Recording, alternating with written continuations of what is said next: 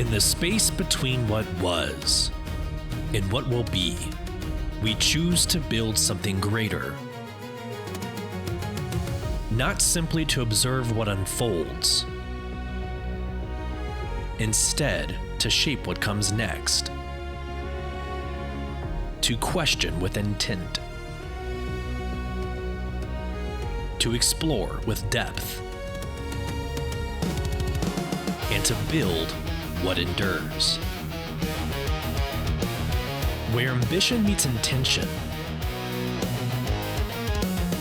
Where community becomes legacy. And as we move forward, we go beyond the verse.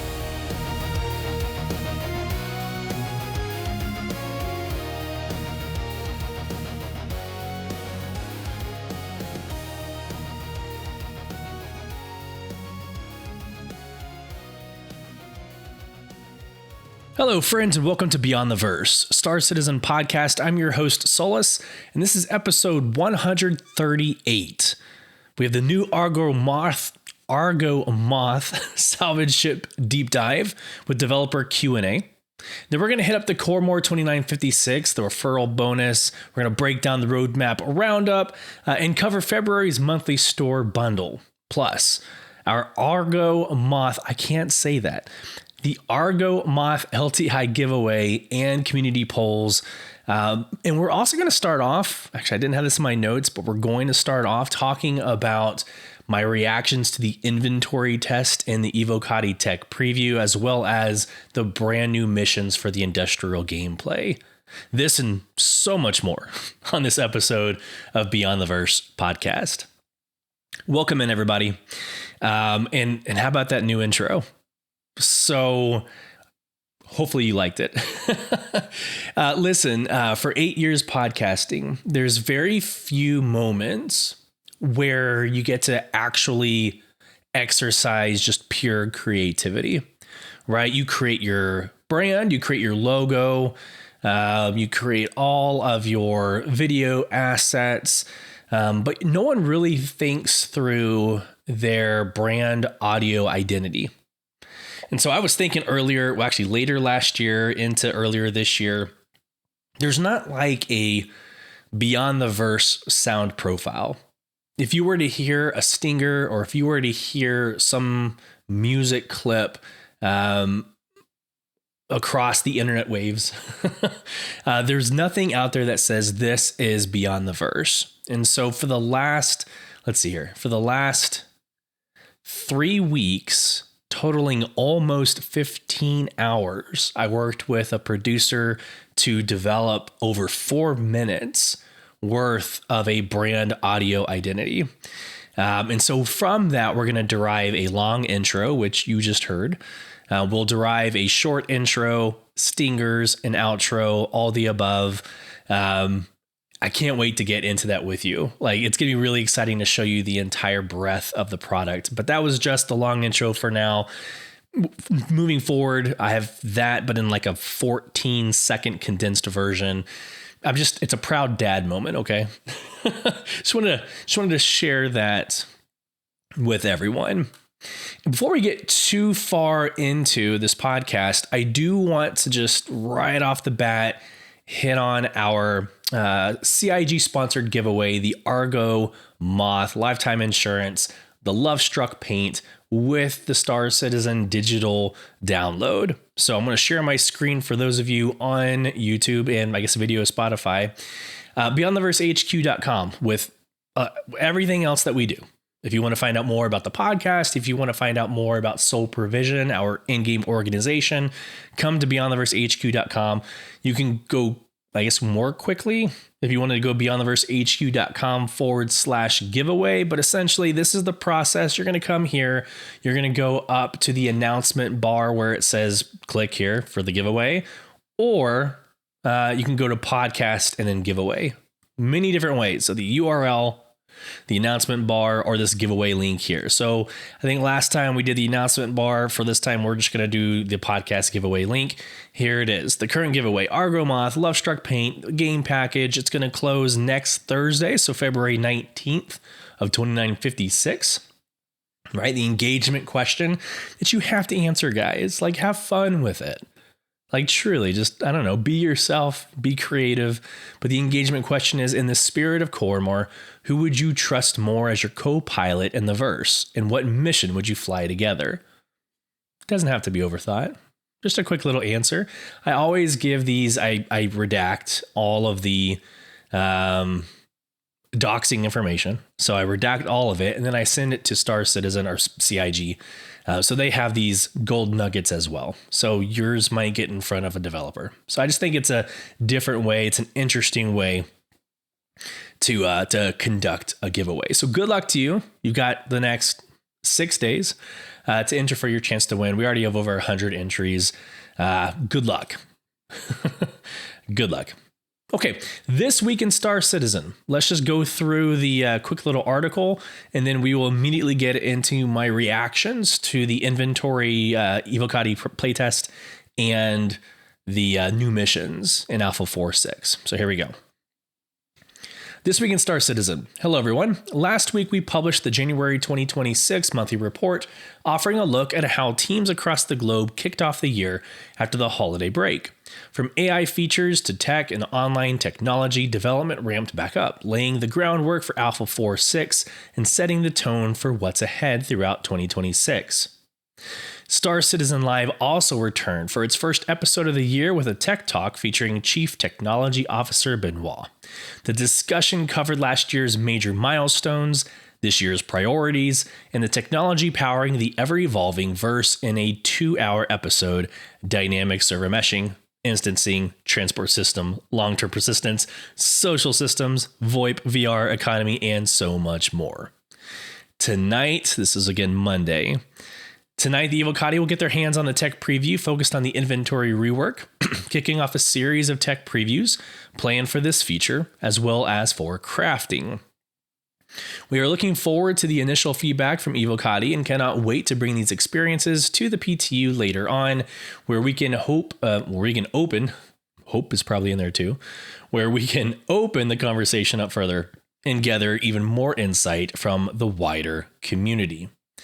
All right, taking a look at the bullet points. We've got, obviously, Monday, this week in Star Citizen. Tuesday, we have the monthly bundle, which we will discuss and show and react to. On Wednesday, we had a really busy Wednesday. We had Coramor, which is basically Valentine's Day. There's some correlation there. The new industrial missions, behind the ships, roadmap update, and the roundup.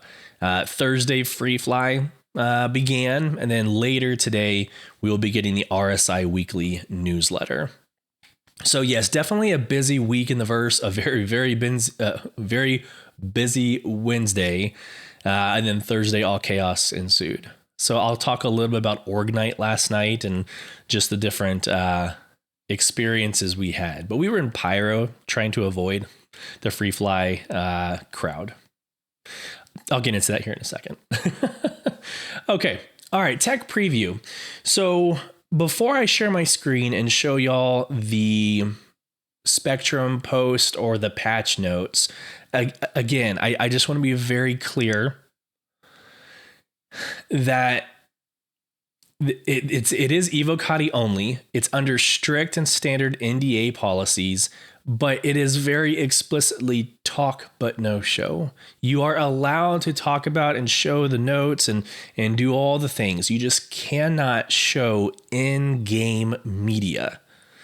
Every time we do this, every week that I try to excite the community and I try to educate the community and build hype, there's always a slew of individuals that come out of the woodwork and they start coaching me as if I don't understand NDA. Trust me, of all content creators, I'm probably the most obsessive of adhering to NDA policy, right? Having come from that industry, having 8 years of doing this, not really streaming, but podcasting, I obsess over NDA. So I will never break NDA. I'm very transparent, especially like just look at my giveaway. My giveaway has 3 layers of making sure that we follow the guidelines set forth by CIG in their sponsorship program. So, okay, that is behind us. Let's talk the inventory update. So I was able to get in, and I was actually able to get in for a few hours, and that's rare. Usually it's right during the day. It rarely is it in the late evening or on a weekend. So for once, I finally got to participate in the Evocati tech preview. And this thing, it is a long time coming. Now, let me start very, very back. Like, let's take a million steps back and just look at what we're talking about. If you compare it to any other game, it's inventory, guys. It's one of those things, we talk about it in the past. It's one of those things where you're going to log in, you're going to experience it for a couple of seconds and be like, okay, what's next? It's going to be a drive-by. It's going to be impactful, but it's just going to be a fleeting experience. All right. That's just real talk. It is inventory. But when we talk about the improvement to the quality of life, I would argue, and I did on social media this week, I would argue that this is one of the greatest improvements of QOL, quality of life, that we've had in Star Citizen, at least since I've played for the last 4 to 5 years. It changes everything from the moment you log in. So let me just talk to you about my experience, and then I'll kind of, I guess, react to its impact. So I chose Nyx because I never choose Nyx. I'm always in Crusader. I'm always in Orison. I never choose Pyro. I'm a very like one trick pony. I'm stuck in my way. So I chose Nyx. I walked around the hangar. First off, those hangars are amazing. Those are great aesthetics. I might consider Nyx in the future, just once that system gets built out with planets. Let's see, what did I do first? Oh, I just hit I first, right? Because I wanted to see what the actual user interface looks like. And guys, I didn't even recognize the game. It is very similar to what you've seen in Inside Star Citizen. You could go back to the Inside Star Citizen. You could look up images. I don't think anybody's really broken NDA on this just yet. But it's very similar, but it's also very, very different. So here we go. Let me just kind of try to remember this, because again, I don't even take screenshots during these updates because I'm paranoid. So on the top left, it's your basic like inventory screen. Really no different there. It's kind of got the list of your inventory items. So let's just kind of skip over that. The bottom left has like filtered views. And so you're able to choose like between containers, and you're able to choose like how you're looking at your entire inventory, like macro level. We'll just say macro level. Now on the top right, everything looks the same essentially. Take the current inventory system that you're familiar with on the top right and marry that with like your freight elevator, right? And your storage access, your kiosk. But it's more like your freight elevator. So if you blend those two, you can now obviously sort by category, which that's no different, but it looks exactly like your freight elevator inventory. But you're able to stack with a one-click button. So it's going to stack everything once you hit that, which again is not really any different, but for me it worked. Now there's some feedback from Evocati that wasn't working, that functionality wasn't working. Maybe it was the early build that I was able to get in and experience it, but when I hit stack, it stacked perfectly, and it stayed that way. So like right now in the PU, you get into your inventory, you hit stack, it stacks, but then it goes through like this glitch and it resets back to unstacked. There's also sorting. So you can sort by name, type. You can sort by the weight as well, like the SCU, the size or the weight of the item. So that's really awesome as well. What I thought was very interesting is maybe Fallout 4. I'm trying to think of like the user interface that I've seen in the past, but in the center, it's not your person anymore, right? It's this like, it's this mapping of all the different areas that you can put inventory on. Okay. So, it's a lot more organized in that way where you can see what is equipped a lot quicker, a lot easier to include like attachments. And also on the bottom left, there's a really good little attachment window as well for gadgets and upgrading your weapon systems. So going back to the right, I thought it was really awesome that when you right click on an item, you can customize right there in your inventory. So let's say that there's this rifle, you don't necessarily want to equip it in that moment. You right click on it, you hit customize, and it pulls you into that, like when you hit J in the game and you're looking at your rifle and you're able to put the modifications on your rifle, it basically does that inside of your inventory. So like the days of having to equip, to install, then dequip, it's not really a thing anymore. So that seems like very, again, cosmetic. Again, taking that million steps back, it really is cosmetic. It's going to take you 5 to 30 seconds to like really get into the different changes and how it looks and how you're going to react to it. So there's that piece. But I think the groundbreaking kind of implications to crafting is this container idea. So if you are near a container, like a box on the ground, my assumption is like the fabricator, the crafting fabricator. If you're close to that, you'll be able to easily swap in and out items, between your persons and the fabricator. Assumption, they didn't have crafting online during this test. But I think that is going to be the major game breaker, right? Or I guess in a good way. That's not game breaker because that's bad. It's gonna be the major update to your playing experience. There you go. We'll leave it there. Let's go to the show notes so we can move on with the rest of the podcast, and I'll just quickly go through this. So here is, it said show notes, patch notes. Here's the inventory design update number 1. Again, under standard NDA, talk no show. Again, I've confirmed with CIG community heads, like the no show is in game media. All right, here we go. Inventory panels. I guess I could read all this real quick. Give me 1 second. All right, inventory panels. The redesigned inventory system features 2 independent, interchangeable panels that give you full control over your gear management. The left panel defaults to your personal inventory, while the right panel displays other inventory such as vehicles, nearby containers, crates, or loot from dead bodies. Yes, it's so good. You can seamlessly transfer items between panels and drag and drop. Equip items directly from either your panel onto your character and access any nearby inventory simply by pressing the default keybind I.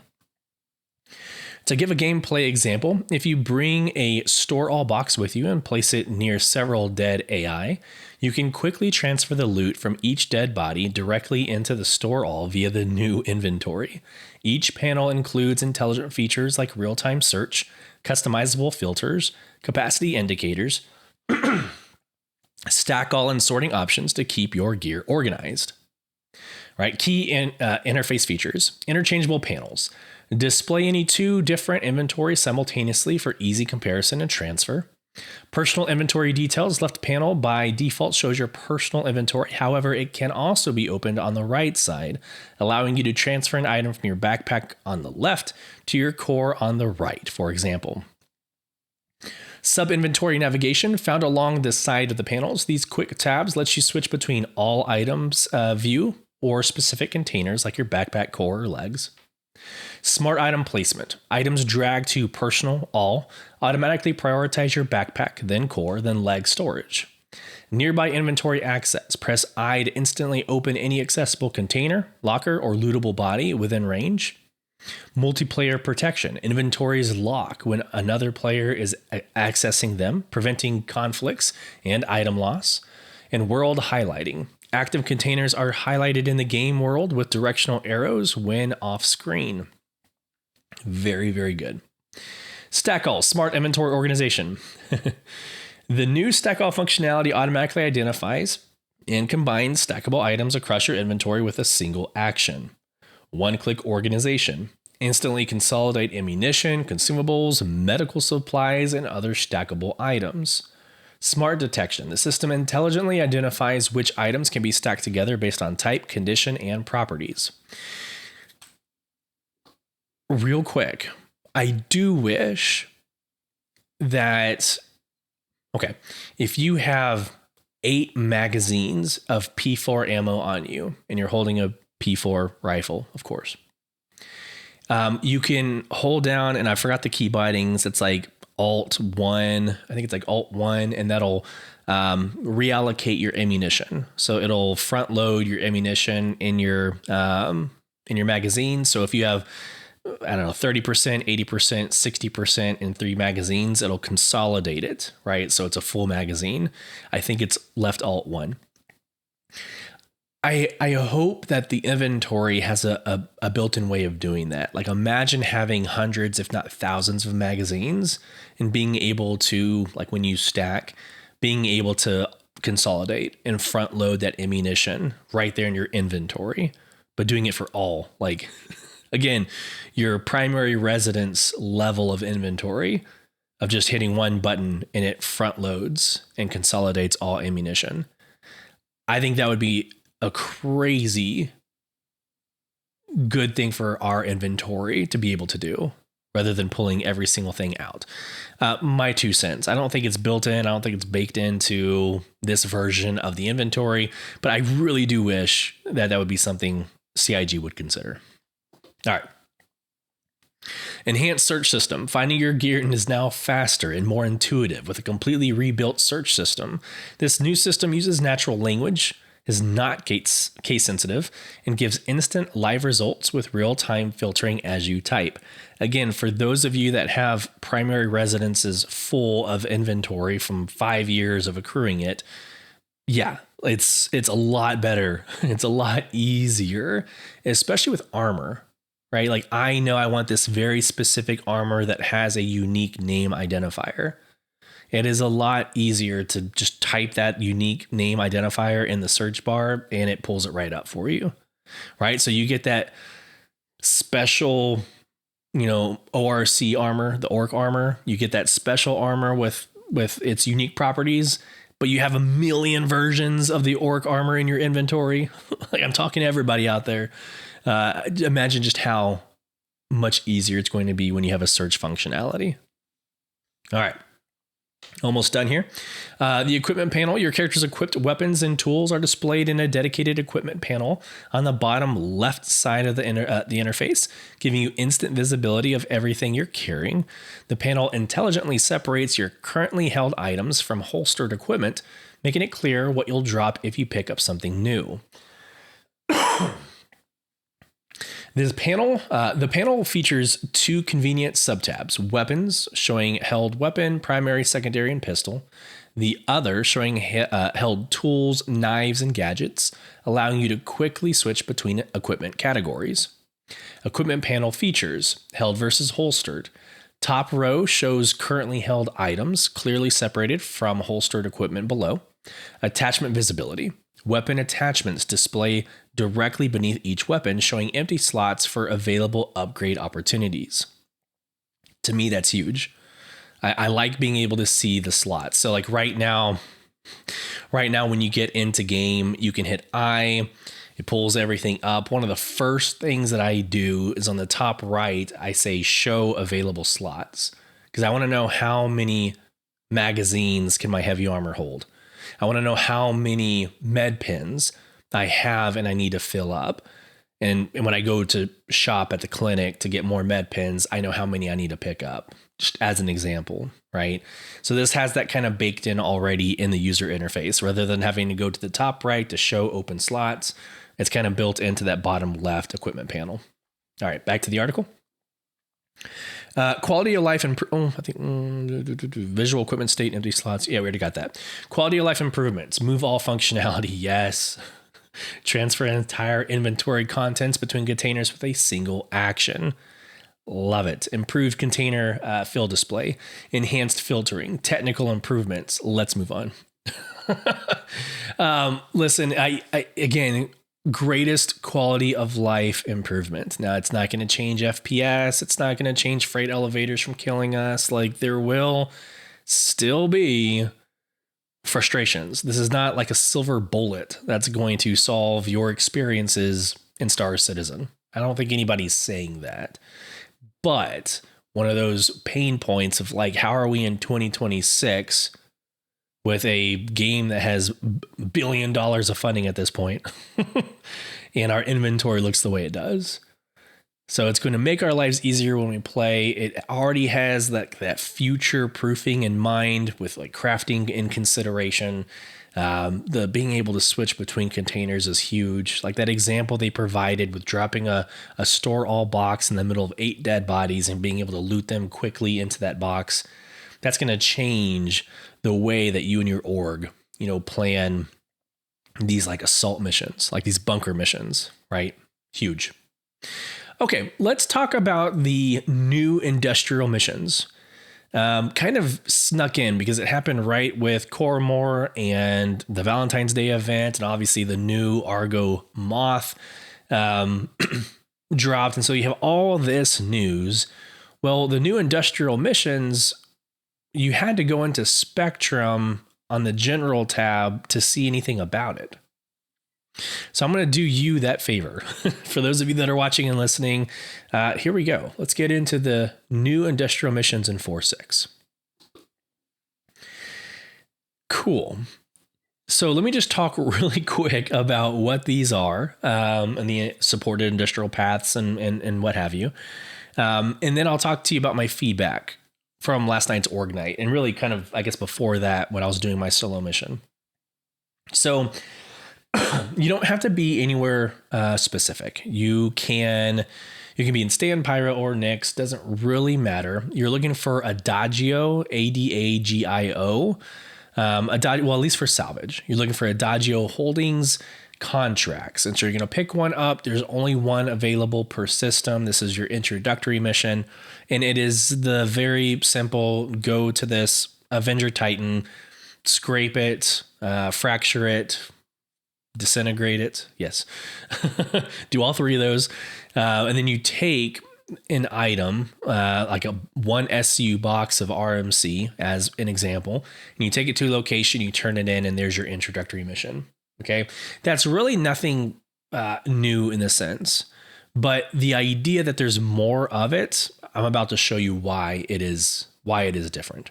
So first off, industrial paths. Let's explain what that even is. So these missions support a wide range of industrial gameplay loops and encourage players to mix and match approaches. And that mixing and matching approaches is very important. I'll get into that here in a second.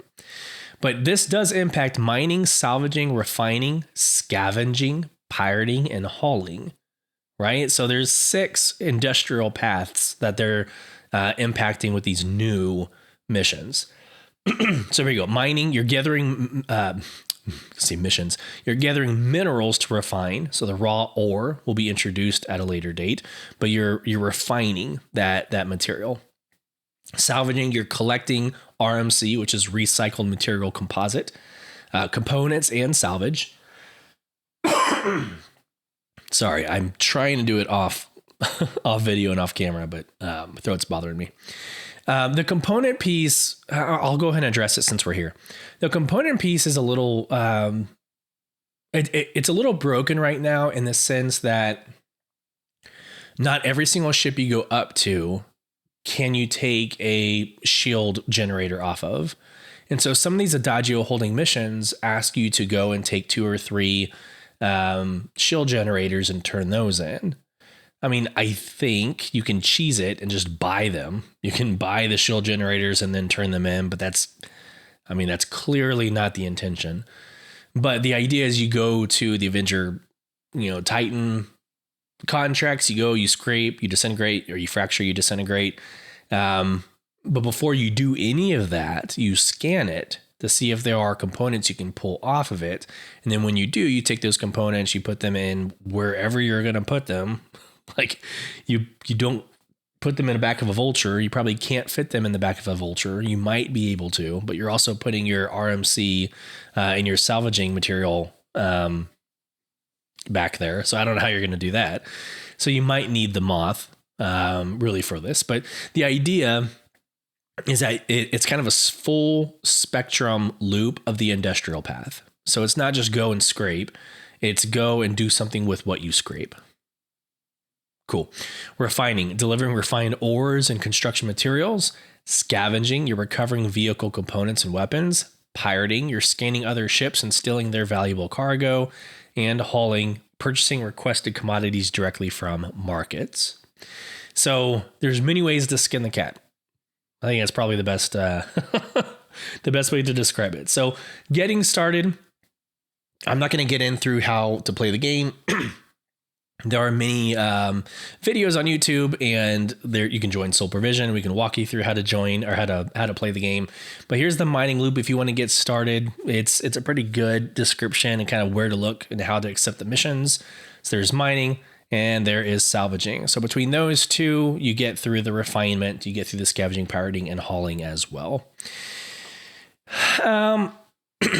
So some of the issues last night in Org Night was, so the moth is a little slow on salvaging. It's not by design. So there's just there's an issue with the moth right now.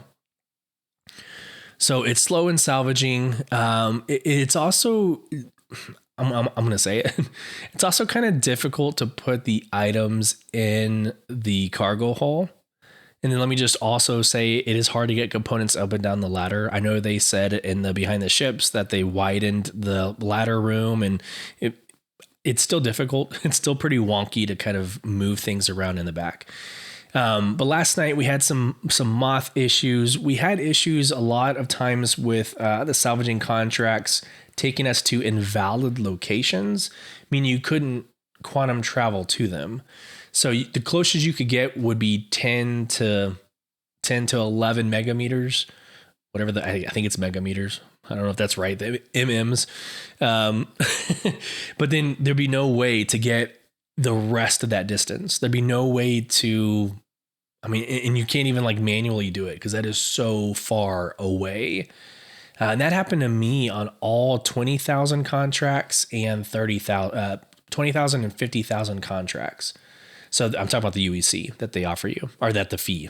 You pay a fee to go to these. So we had issues with that, and then we had some fun, obviously getting hit by PvP and having some interesting what's desync issues that caused some of us to run into each other. So of course that's typical Star Citizen. It is what it is. But the easier contracts are pretty straightforward. There's really no changes there. It's kind of the next steps. So you're going to these smaller contracts, you're doing what you need to do, but I'm going to say full spectrum. There is a potential for a full spectrum loop coming out of these missions. I personally enjoy the new missions.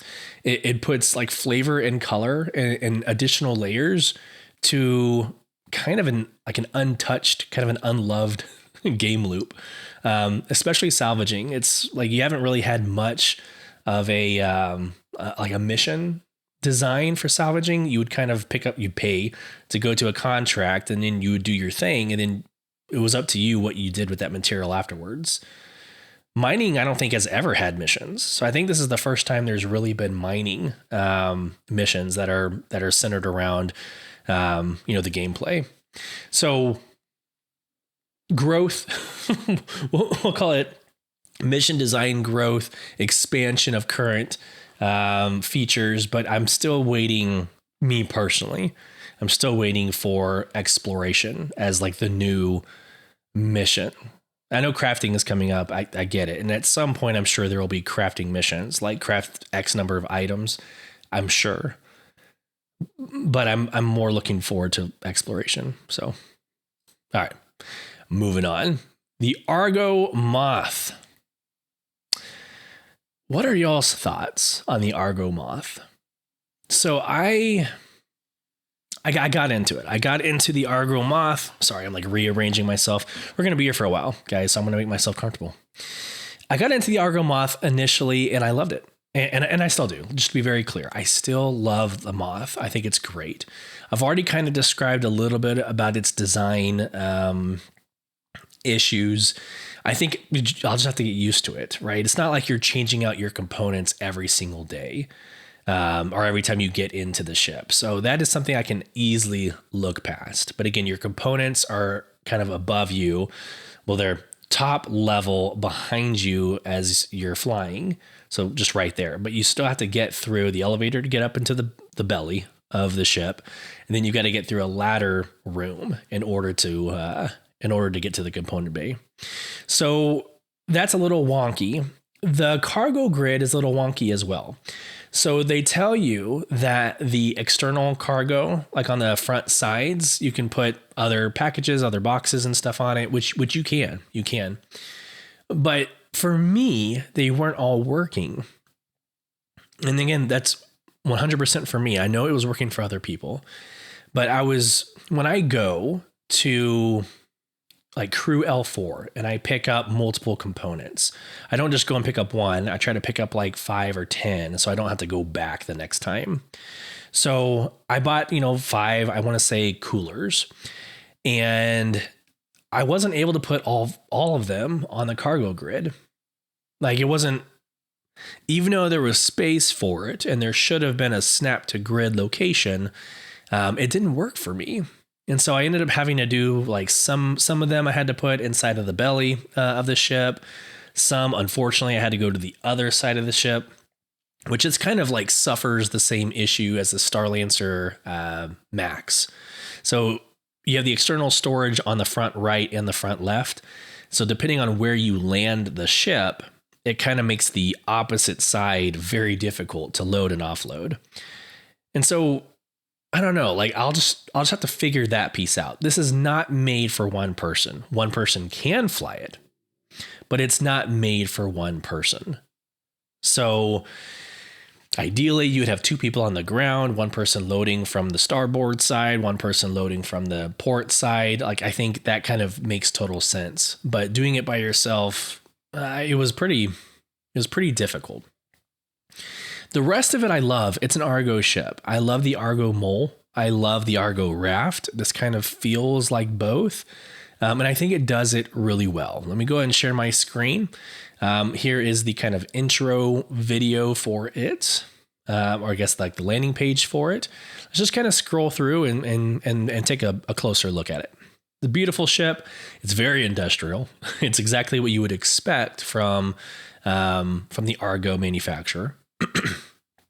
It's going to come with 3 manned salvage turrets with 1 S2 salvage laser. We've got 224 SU. Now this is really cool because theoretically it's like 290, 280. It's more than 224 because you've got the external loaders. So you've got the 192 SU external, you have the 32 SU in the rear, but you also have cargo that, like it's kind of like the Vulture. You can create the boxes in the Vulture and it builds a queue. The same thing can be done inside of the Moth. So I'll get into some of that as well. I'm going to react to the behind the ships episode here in a second. And then the pilot controlled salvage arms. Now this doesn't give you access to the laser. You still have to get up and go down the ladder in order to get to the laser. The pilot only has access to these salvage arms, like the big claws. So you got 3 lasers, right? And you've got the 2 salvaged arms. All right. Some cool pictures for us to look at. Pretty neat. Yep. Those of you on just audio podcast are like, okay, cool. What's next? More pictures to look at. Again, these are very, very good representations of this ship. So actually, let me pause this here. This is the image of the, I guess, bridge. It's like right behind the cockpit. But the ladder is over here to the right of the word next. So you're going to come up the ladder, you come out, and then this is your hallway. The components are locked away behind this garage door. I call it garage door, but this very tall and wide door that retracts. So you have to get the components out of that and then down this chute, this ladder chute.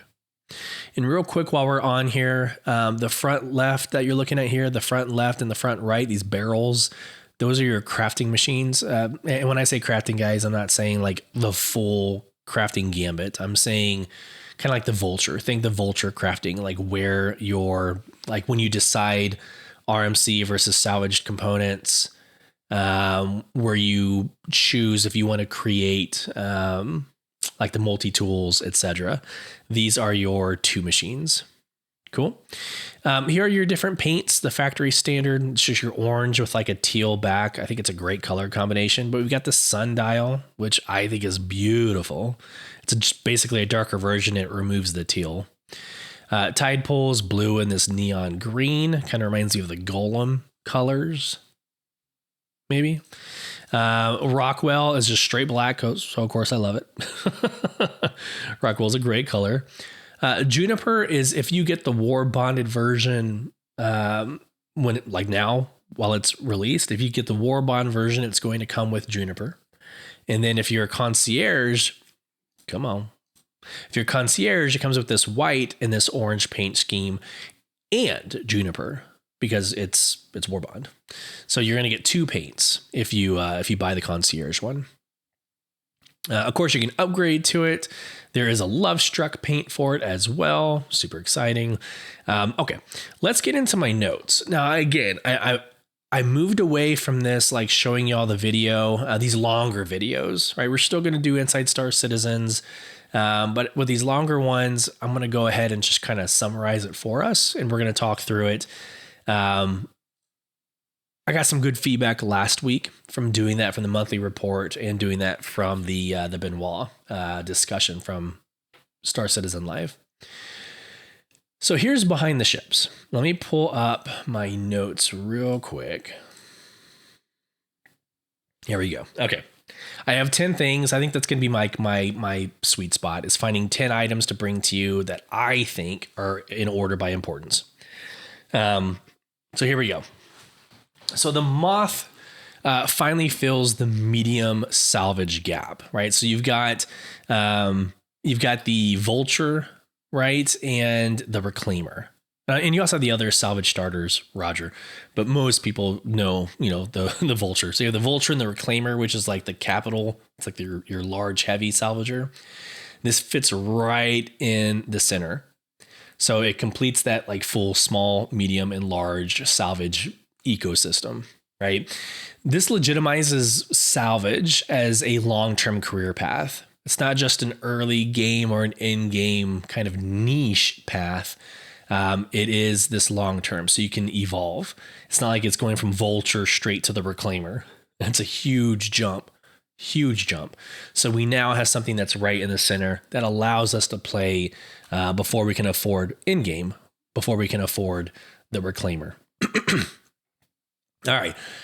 In that video, they announced that salvage now has meaningful material tiers. So small ships produce rubble. It is fast to refine and it is low quality. Medium, which is the Moth. Medium is going to produce construction pieces, which is balanced between speed and quality. The Reclaimer is high grade salvage. It's extremely slow, but it's the best quality, right? Each tier preserving different material qualities. This is crucial for crafting, right? It's crucial for crafting where the quality of the item you craft matters. The speed at which a rifle shoots as one example, right? Salvage now has depth, optimization, and real economic choices, right? Similar to mining refinement.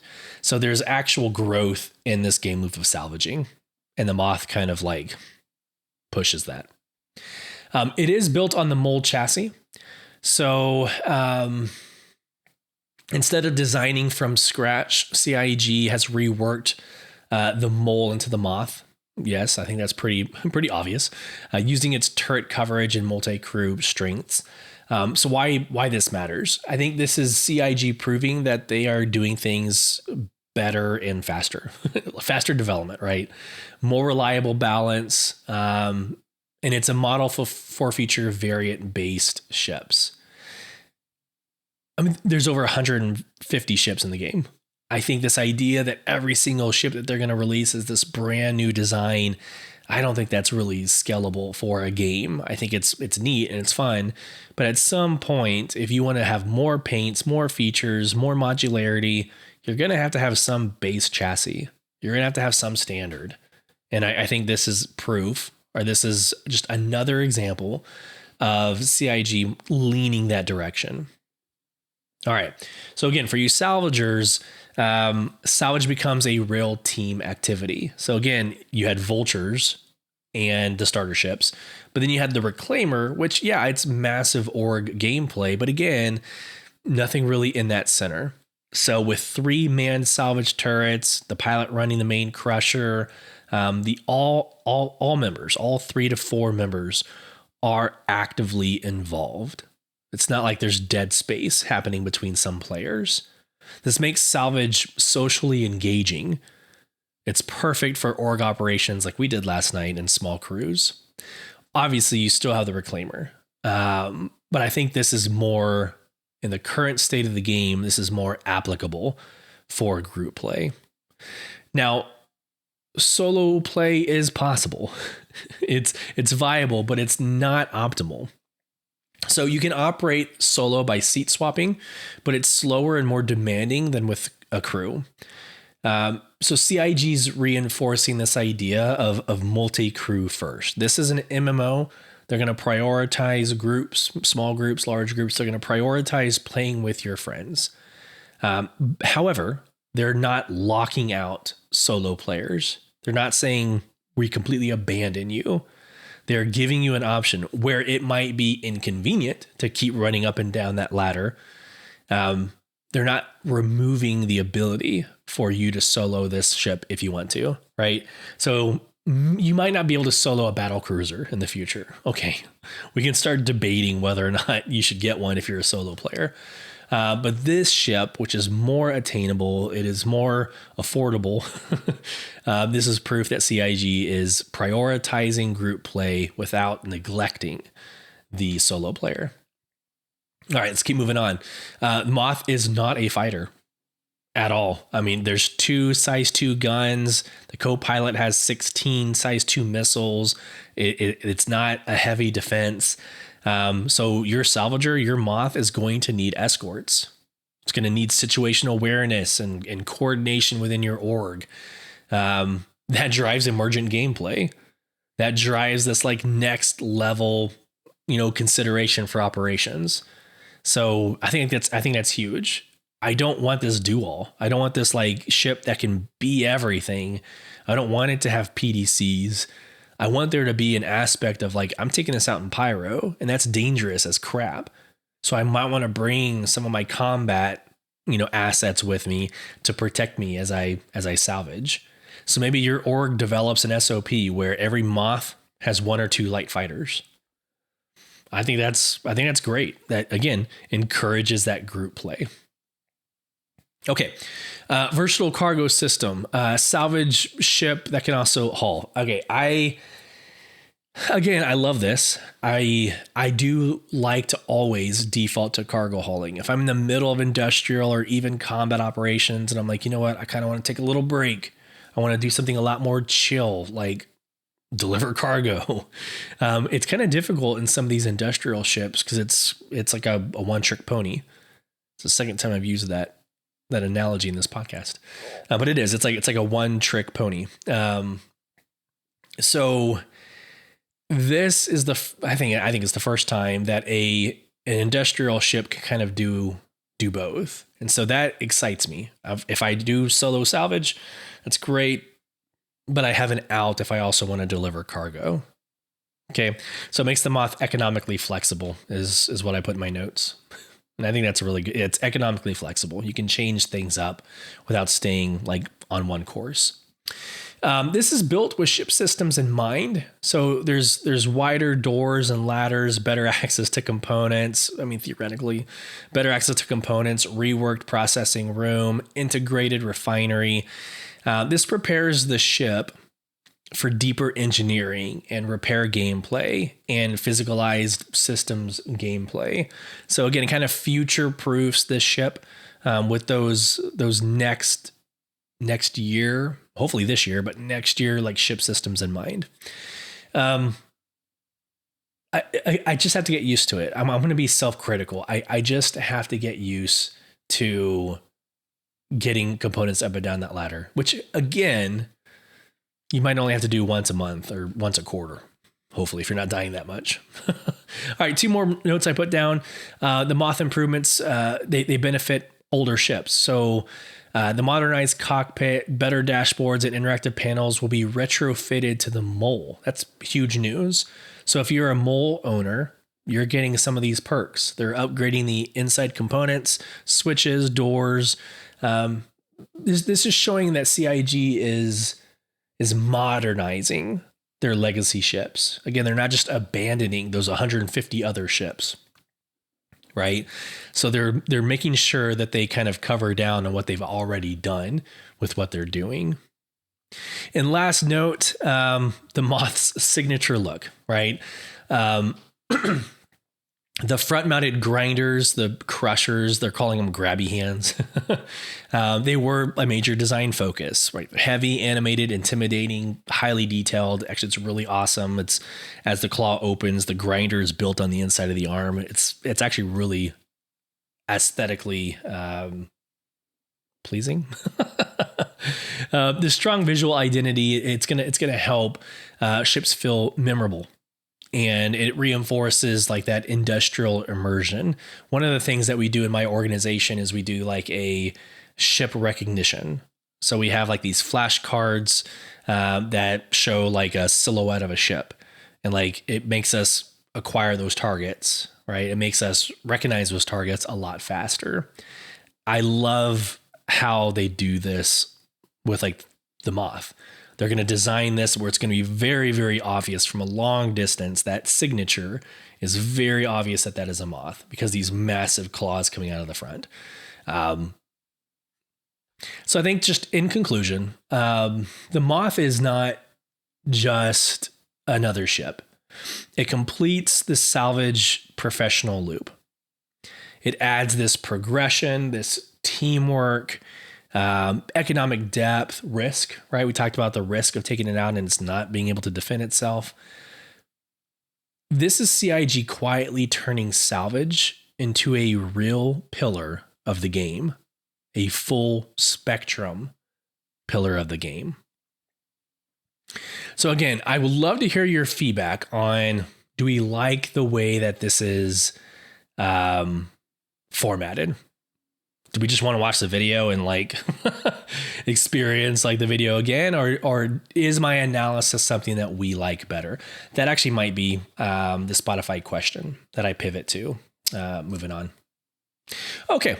We are well into this podcast. I need to kind of go through the rest of this fairly quick, and it inevitably will be quick because we got Coramor, we've got the Roadmap Roundup, monthly store bundle, and then questions, comments, and polls. Okay, quickly. Coramor 2956, also known as the Valentine's Day event outside of the game. So this isn't really it's not like an in-game event where you go and you complete all these missions. It's just a thematic holiday that you can get some ship paints. You can get some, gear that you're seeing on your screen. Different ways that you can celebrate just, again, Valentine's Day. This is nothing new to any MMO game, World of Warcraft, Elder Scrolls Online. I just realized they did the Titanic.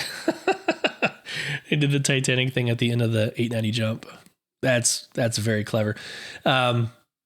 It's mainly outside of the game with things that you can get for inside of the game. There you go. Free Fly. I guess we can get into that now. The Free Fly event, it's February 12th through February 23rd. So if you want to, if you're interested in getting into Star Citizen, now's the time because it's free. You just click this Fly Now button, you download the game. There's a next screen that says download the game, and then you can literally start playing then and there. I will say that I'm getting intel from social media. People are reaching out to me saying, hey, the links are broken. So I can't verify that. I already have an account, right? So it's a little bit harder. I guess I could create a new account to find out. But hopefully this works for you. If it does not, reach out to me on social media, email me, contact@beyondtheversehq.com. I will try my best to work with you, help you out. But this is a good time to get in. It's fun. It's a really, it's a fun time for all people, because even as a tenured individual, I get joy and fulfillment through helping a new player through something very challenging. Like, how do I get to my ship? When I get in my ship, how do I turn it on? That's one thing Star Citizen does not do really well. There is an onboarding experience. Yes, most people just get right into the game though.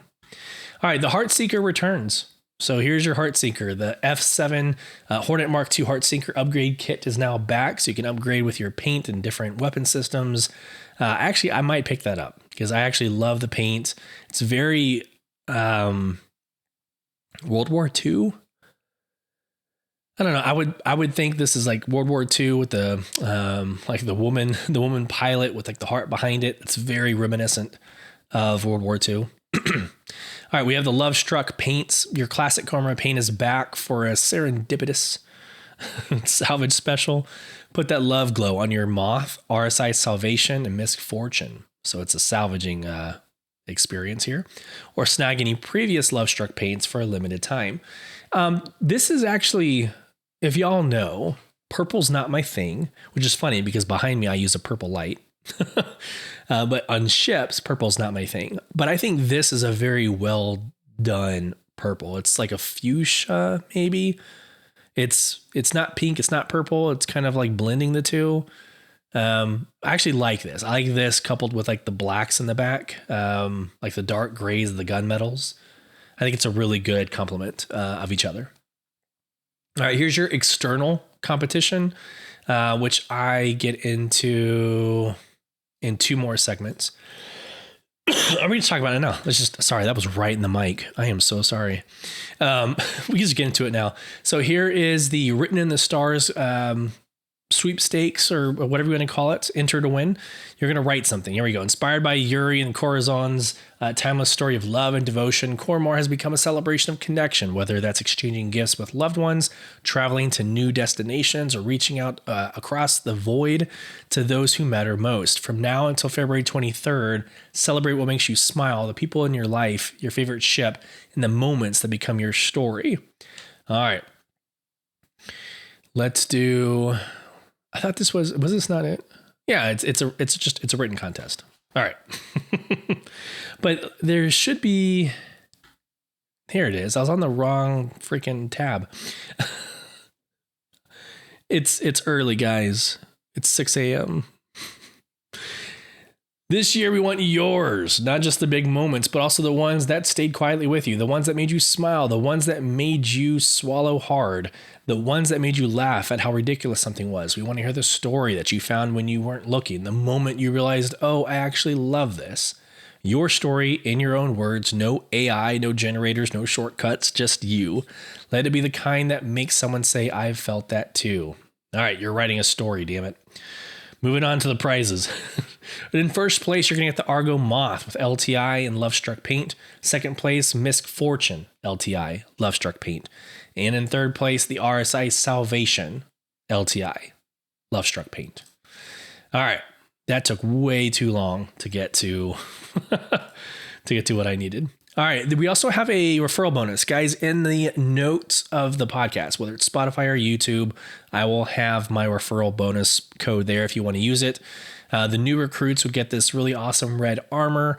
And then if you are a veteran player, you would get this Love Struck paint for your Nomad. Hover quad. Good Lord. Nomad's the massive. It's one of my favorite starter ships. This is the hover quad. Maybe I should just end the podcast now. Because I don't know. I don't want to ruin anything moving forward. All right. So that's the Argo Moth. We already talked about the Argo Moth. Here's some starter packs for you that makes you save 15 to 20%. Oh, look, here's the Nomad. Again, one of my favorite starter ships. Don't know why I thought the hover quad was the Nomad. I would highly, highly recommend, unless you want to get into salvage, right? Here's the Salvation. I would highly recommend the Nomad. It is a phenomenal starter ship that has a really, really nice kind of pickup truck system for cargo hauling. $76 though. You be the judge.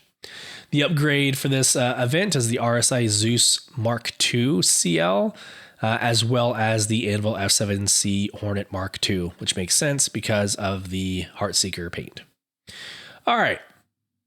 I'm just going to keep sharing my screen. Let's just get through the roadmap update.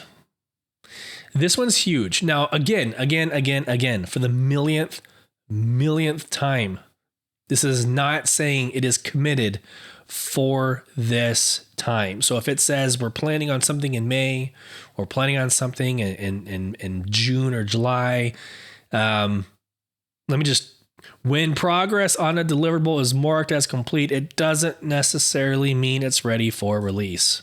Okay.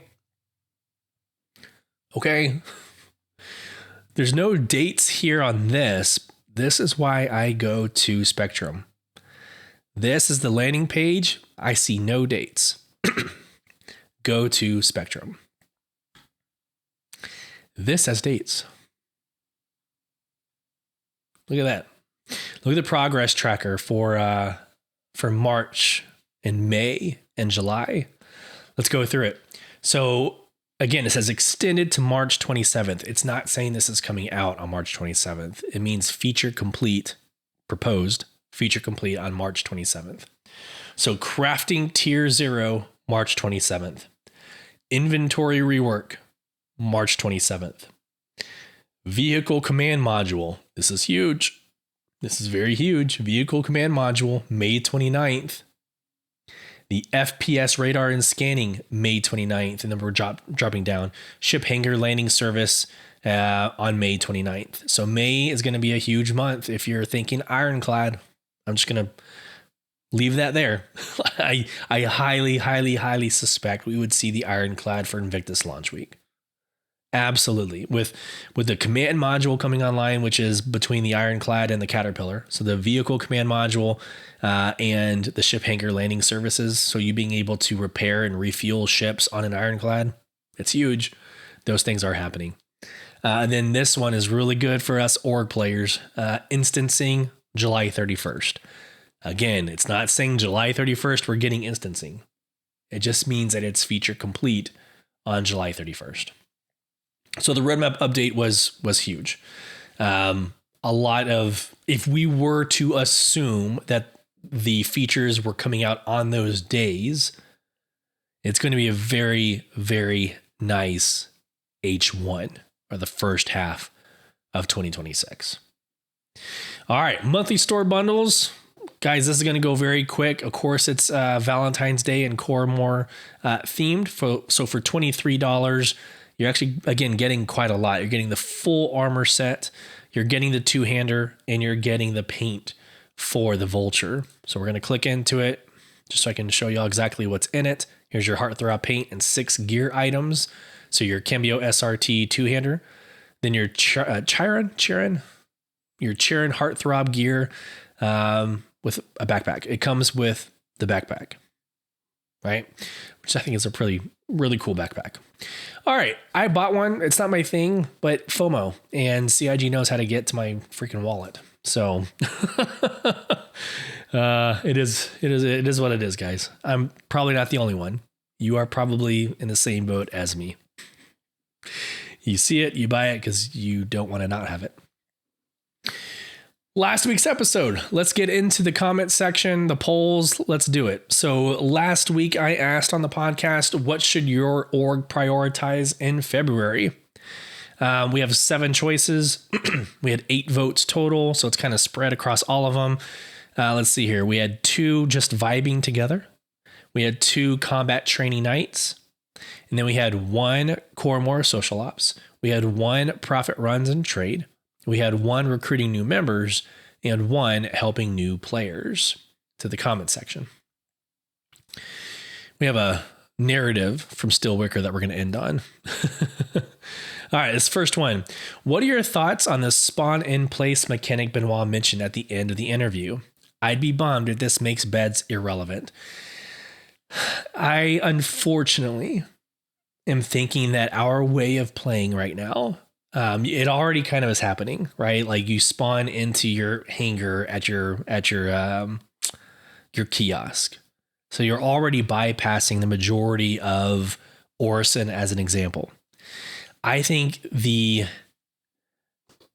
game as we know it, logging into a bed and waking up in your habitation and then walking through all of Orison, where I think the RP value is very high, I do think that is going to change. Now, is it changing for the better, changing for the worse? I think we can debate that. My thoughts are, I think there does come a time, and I can't believe I'm saying this, like I love immersion, I love role playing, it's why I play. I want to detach from reality, I want to escape, right? Escapism, we talked about that on the podcast. Like all of that holds true. At the same time, I think it's a delicate balance where some of that immersion and role playing becomes laborsome. Like if I log out because I need to go take my kids to maybe their hockey or their figure skating, and then I come back and I've got to walk through Orison all over again, it does become laborsome.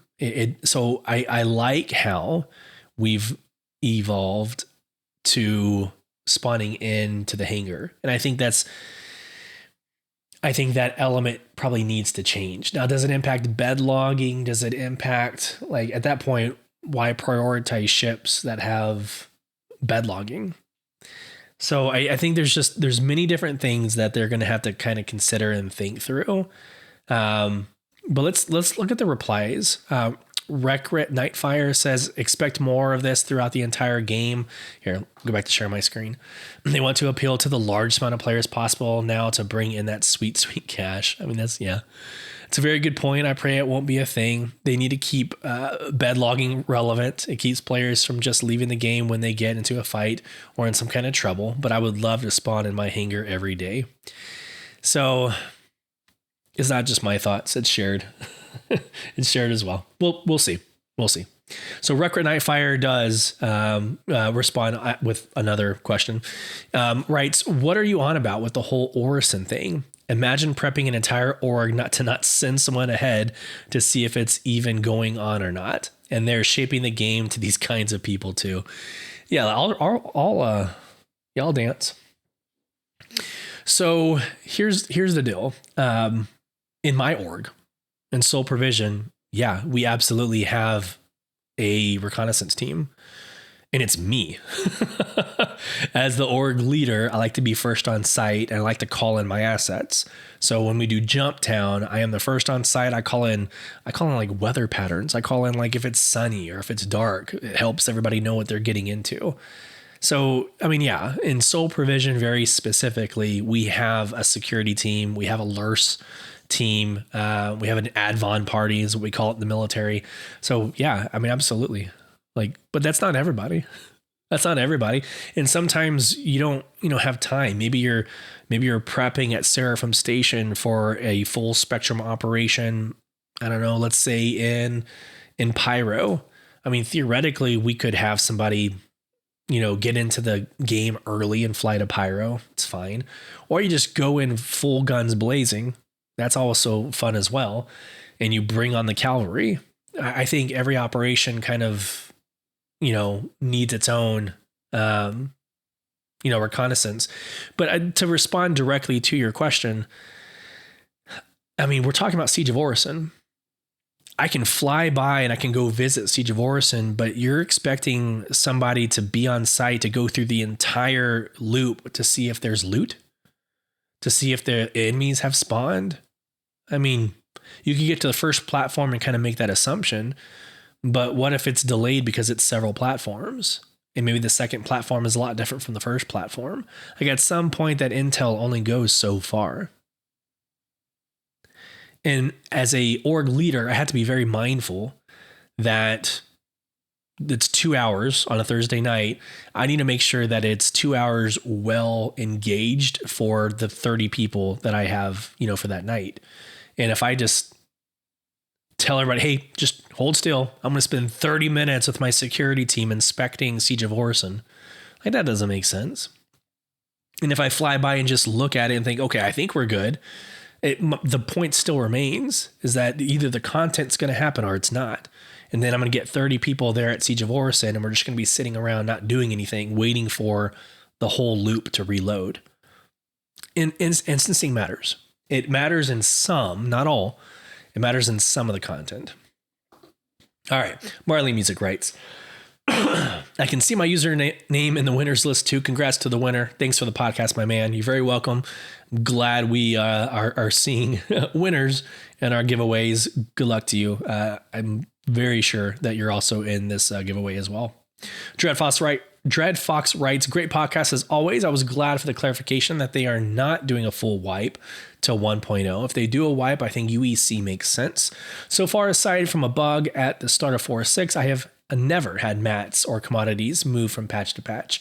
So I don't think that is something they need to wipe now. Question: if you could have one quality of life update shadow drop in 4.7, what would it be?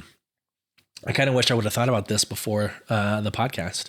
Look, for me, the biggest thing was inventory, and that's such a cop-out answer. But the inventory, as far as a quality of life goes, that's important. I think I have always said for several months, if not years at this point, I think like the ground assets and the game loops for the ground need improvement. And here's what I mean by that. In 2026, I have so much technology, like especially coming from group, there's so much technology that we have, from infrared goggles to night vision to hybrid, where it's night vision and infrared, to compasses, right? To blue force tracking, to all these different things. And none of that exists in ground operations. Now you have the lamp system that was just integrated. That's great. That's fine. But I'm saying, like, let's take Jump Town. So if they have Jump Town again and your boots on ground, there's no intel other than your individuals flying around and getting like visual intel. There's no intel where I've got heat signatures. I've got, again, all the things I have in 2026. They don't exist in 2956. So when you ask me about quality of life or things that I want shadow dropped, I think some of those just basic assets to gather intelligence, to have, like, even if you have to have a ship that deploys a scanner and just constantly scans, I don't know, drones, drones in 2026 is a thing. But just a way for us to enhance the FPS on ground. Like, none of that exists right now. Compass is freaking broken, if it even exists. The compass is broken if I said, hey, let's move, 3 clicks distance and direction. So 3 clicks at a heading of, 210. I mean, it is technology unbecoming of 2956. I hope that's a fair answer. All right. Liberty writes, a fantastic episode. Once again, thank you. I have a couple of notes, though. In my humble, unbiased opinion, I think the 1.0 wipe should wipe everything, except pledges, of course, for a lot of reasons I can't fit into this comment. Yep. But to sum it up, Star Citizen is a beta. You don't keep your stuff from betas. Beta, good Lord, I can't. It is early and I want to go to bed. You don't keep your stuff from betas. It is fantastic to hear that they are not making any more concepts. When you said that, I looked at my wife and said, that's huge. And she didn't know what the F I was talking about. Thumbnail makes me drizzle. Awesome. I had some fun with last week's episode's thumbnail. Yeah, I'm also of that same mindset. I do think it should be a full wipe. I do think it should wipe everything. I think most people are saying that 1.0 is a full wipe. I think the debate has always been kind of up to that point, right? Should they do full wipes between now and 1.0? And I'm glad that they're basically saying that that's not going to be the case, right? Only necessary items. We're going to end on Stillwicker Beast's email. Now, I said if you wanted to leave me a question, comment, concern, email us at contact@beyondlovershq.com. And I would always try my best to read it and address on a podcast. Stillwicker has been around this entire time. Ever since there's been a podcast, ever since there's been Soul Provision, Steelwicker has been here. He is a great, great friend of mine. So I am going to spend a couple of seconds and read his email, and then we're going to respond to it. Good evening, Sulyce. I had to email because my comment would be too long for Spotify comments. I really liked your point when saying Star Citizen is growing up, because you're right. From the delivery of ships to the game, to the focus on something new and big to do every patch, to the way they are doing monthly cosmetic bundles and only announcing content when they know they can deliver it in the meantime or in that time frame, and creating strike teams to tackle the biggest problems with the game, all of these things are the signs of a development team that is focused. They are focused on an end goal of getting this game to 1.0, a focus on not making promises of things they know they can't do anymore, and a focus on delivering tangibles instead of dangling carrots because the next big thing just got pushed back again. Each patch since 4.0 has delivered something new to the verse, whether that be the big new location that remains constant or limited time community goals with exclusive rewards that will become very lucrative to sell in game when the masses join in 5 years and after. And after 1.0 drops, and we all have the blueprint to craft the paints to sell them because we were here during Race for Stanton and dealing with the issues of that event. Each patch has also delivered quality of life improvements that make our game sessions a little less frustrating, like spawning by our persistent hangers and giving us a watch bar and toggle on the ASAP terminal to find a specific ship or ships only at my current location. And we have even seen a change with how they develop ships, where they have begun to make use of singular chassis to handle multiple roles like the Prospector and Fortune, the Golem Ox, the Wolf, Alpha Wolf, and more recently the Apollo Hermes, and as of today, the Mole and the Moth. No more concepts after Battlecruiser, and getting the Ironclad and Paladin within 1 or 2 years of the concept ship introduction are another part of that change.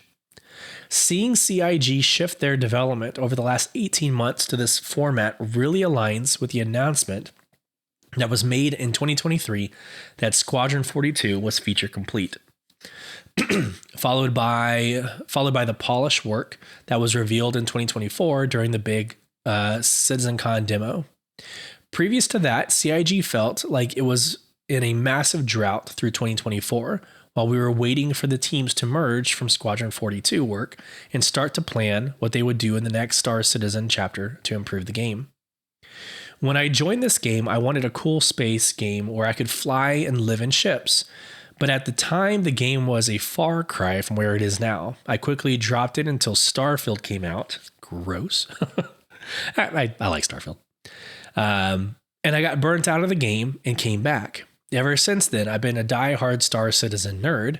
I followed the development in this podcast ever since, and I stay because of where the game is going, what it has accomplished, how CIG is openly developing the game in front of us, and mostly because of the amazing folks in Soul Provision.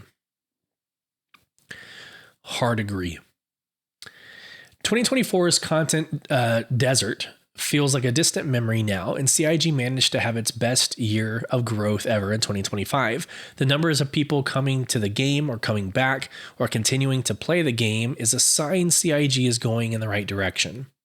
Now, some people in the community act like the game is going in the wrong direction and are getting very salty about it online.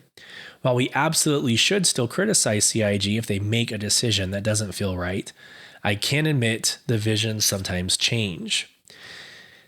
The game promised in the Kickstarter nearly 15 years ago is not the game we have, and that is a lot of time for Chris Roberts to change what he wants on a game. People shouldn't be hinging their mental health on a vision for the game that doesn't exist today. Because if that game did exist, it wouldn't be anywhere close to the amazing experience we have now. In fact, what you would have is a combat-focused version of Starfield. We already saw how that went. It's safe to say CIG chose the right decision by pivoting. If your mental health is tied to a game vision that no longer exists, please do what Avenger 1 just did and reevaluate if this game is for you. A step away A step away, go your own mental health. Yeah. Step away to focus on your mental health. Come back in a few years and see if it's for you then. CIG isn't going to suddenly pivot back when what's working for them is working well. This might be a bit salty, but I say this with genuine concern for some individuals in the community. It's okay for the game to change, and it's okay for you not to like the game in the state that it's in.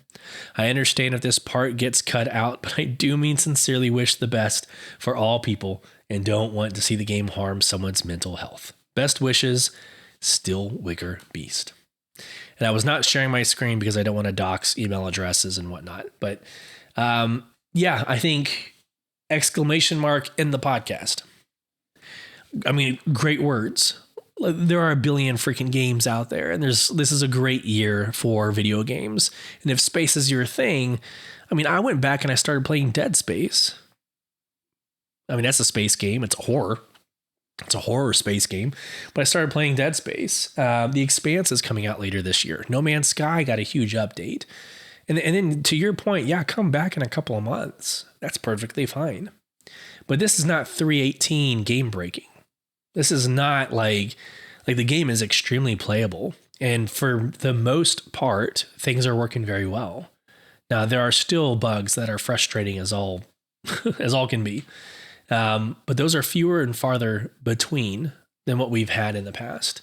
So I agree with your points. I do think, at the end of the day, this is all about video games. Now, we call ourselves Beyond the Verse because I think we can take concepts and we can go beyond the video game, right? There's community, there's legacy, there's all the things you heard in my introduction. There's things that are beyond just the very specific video game elements. And that's what we try to talk about. But if it's to the point where it's impacting your day, you're not as effective as a husband or wife. You're not as effective as a father, a mother, or not as effective as a friend. Maybe a break is good for you. I think those are smart words, extremely smart words. Guys, if you want more of the Beyond the Verse podcast, everything you want to know is located at beyondtheversehq.com. Our in-game organization, Soul Provision, is soulprovision.com. We still have our philanthropy. We're right at around $600 against a goal of $2,000 for Extra Life. So go to our website, beyondtheversehq.com/give for that contribution to children's hospitals. I'm trying to think if there's anything else. Don't forget, we have a giveaway. Don't forget to go to the website and enter for your chance to win that giveaway. And I think that's it, guys. Thank you all so much for a very long episode, actually, for being here for that, for supporting in the ways that you do. I hope this finds everybody well. Safe travels as you traverse Beyond the Verse.